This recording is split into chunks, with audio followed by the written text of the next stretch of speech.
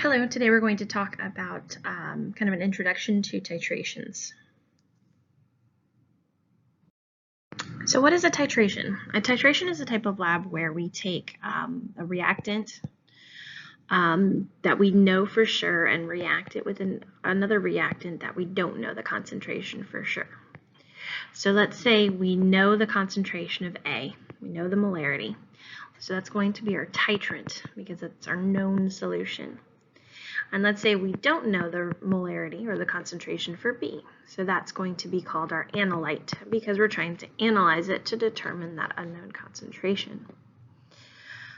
And then you're going to completely react those two things. And you want to make sure that you reach what's called the equivalence point. Equivalence point. That's when the equivalence point is when the reactants and products completely cancel each other out. So it's completely reacted with no excess. There's a couple different ways that we can determine the equivalence point. The most common is using an indicator. So if there's some kind of color change of the reaction, that helps us tell when the equivalence point has been reached.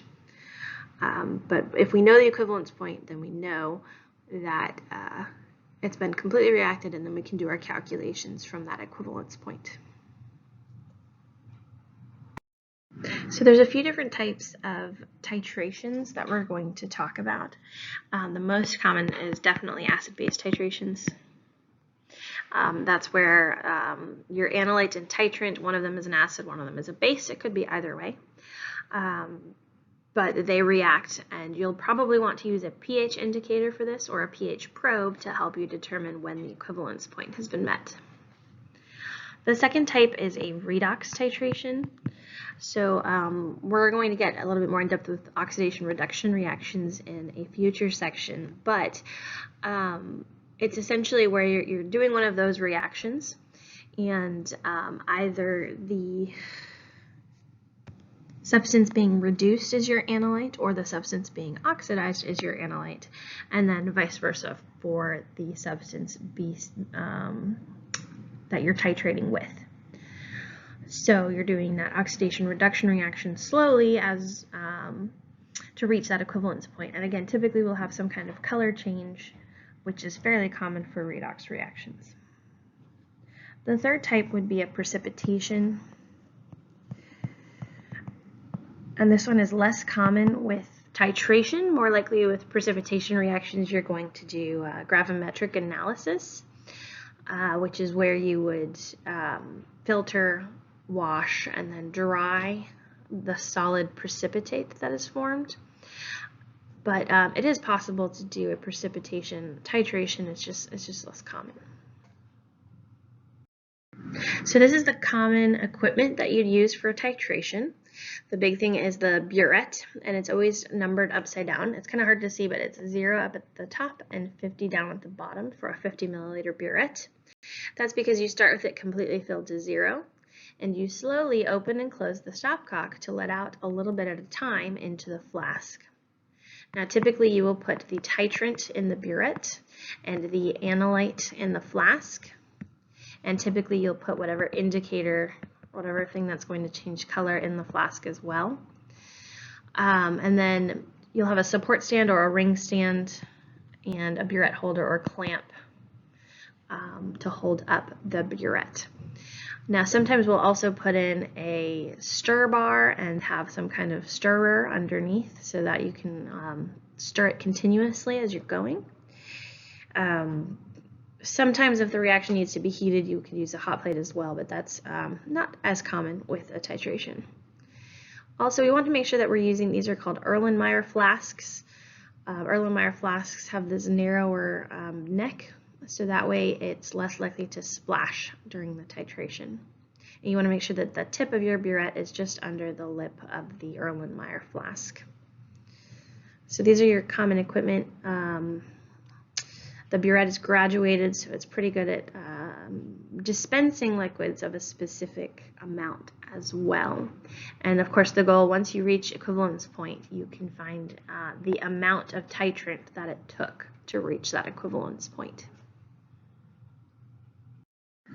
So typically with titrations, we're going to be dealing with molarity. So a couple things that you should remember, that molarity is equal to moles over liters, or molarity times liters will give us moles.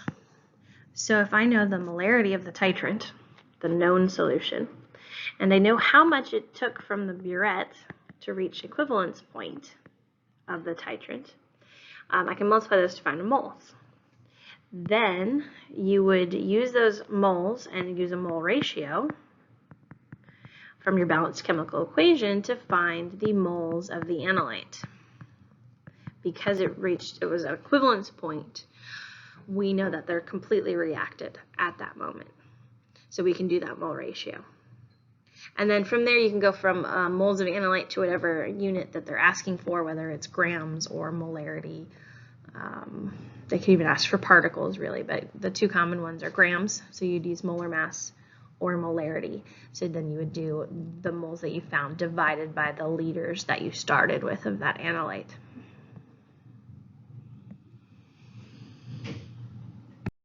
Sometimes in an acid-base titration, we're going to track the pH over the course of the titration. We're going to get really specific with this in Unit 8, but for now, if you do track the pH of the solution as it's being titrated, it's going to look something like this. Okay, so this is the volume of the titrant. And this is if you're starting with a low pH, so you're starting with an acid as your analyte, and you're slowly adding in a base. So your equivalence point is always going to be that most vertical region, and as long as you have a strong acid and a strong base together being titrated, your equivalence point will be at 7. I know my graph's kind of crooked. You could also have the base as your analyte, so you would have you would start at a high pH and end up at a low pH. So again, if you have a strong acid and a strong base, you're starting with a base as your analyte, and you're adding in the acid titrant. The equivalence point will be at pH of 7 when it's at a strong acid with a strong base. But you're always looking for that most vertical section to find the equivalence point. Even if you don't have a strong acid or base, you're always looking for that most vertical point.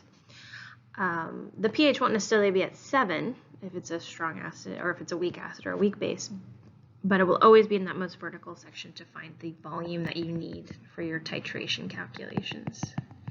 And so you'll go down to the x-axis to find that amount. So here's an example. They give you the balanced chemical equation. Now this is a redox reaction. But I know we haven't really gone over redox reactions yet. However, it doesn't really matter for this problem because all you're looking for is that balanced chemical equation. Now for this one, it says to calculate the amount of hydrogen peroxide in grams in the sample if it required 15.10 milliliters of 0.025 molar potassium permanganate to reach the equivalence point. So a couple things to notice here. The H2O2 is one of our reactants, and we don't know how much of it we have.